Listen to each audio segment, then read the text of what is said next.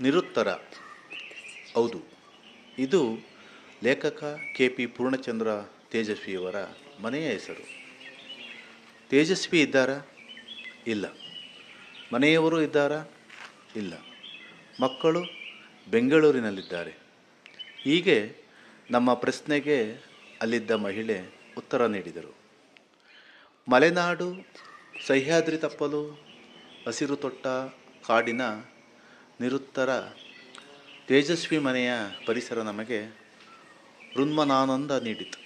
ಹಕ್ಕಿಗಳ ನಾದಮಾಧುರ್ಯ ಇಂಪು ನೀಡಿತು.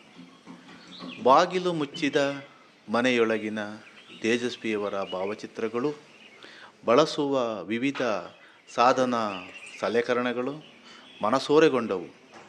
ತೇಜಸ್ವಿ ಚಿತ್ತಾರದ ಲೋಕ ನೆನಪಾಗತೊಡಗಿತು.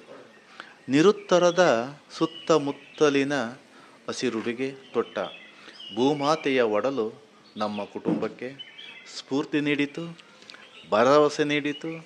ಪ್ರಕೃತಿ ಲೋಕದ ಹೊಸ ಆಯಾಮಗಳಿಗೆ ನಮ್ಮನ್ನು ಸ್ವಾಗತಿಸಿತು. ಲೇಖಕ KP ಪೂರ್ಣಚಂದ್ರ ತೇಜಸ್ವಿಯವರು ಸೃಜನಶೀಲ ಕೈಗನ್ನಡಿಯಂತೆ ತಮ್ಮ ಲೇಖನಗಳನ್ನು ಬರೆದಿದ್ದಾರೆ.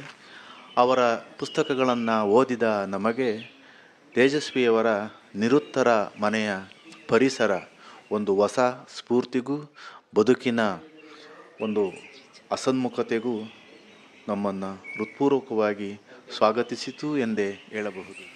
ನೀ ಉತ್ತರವಾಗು, ನೀ ಎತ್ತರವಾಗು, ನೀ ನಿರುತ್ತರವಾಗು, ನೀ ಪೂರ್ಣಚಂದ್ರ ತೇಜಸ್ವಿಯಾಗು.